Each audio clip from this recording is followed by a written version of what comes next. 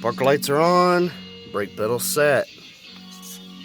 Do we have tail lights now after a new ignition switch? Got the third one. Got that one. Got that one. That one in the middle doesn't light up with the brake light before you comment. That's only the park light. Got that one and got that one. Same thing with the middle. It's only a park light. It's not part of the brake. So you have two over here and two over here. All the brake lights work now. Finally. And I also bought, and here's the old one. You can see where it broke right here. A little spring. This right here broke. So, no good. Trash.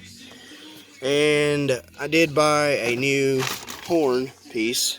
Because the reason the horn don't work is because that part broke. So here is the part number 83232. I think it was like $3 or $6 because it wouldn't work without the horn. So got the horn to work. Got turn signals now. And actually, when you push on the brake and you push in the hazards,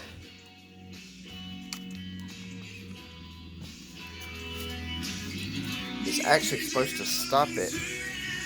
It isn't supposed to still blink. At least mine doesn't do that. But all I care about is tail lights, blinkers, horn, wipers, all that stuff, because all this stuff was janky. It was all loose and broke.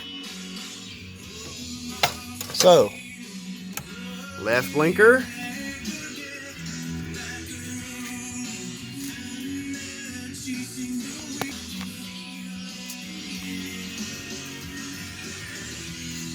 Right blinker. Fixed. It's all back together. Check this out. Didn't have that before. So, it's fixed. And pretty much as close to the last things that needs to be done to the car. I'm glad it's fixed now, because that was a pain in the ass. Thanks for watching. Subscribe, follow, share. I will catch you in the next one, guys. Thanks for watching.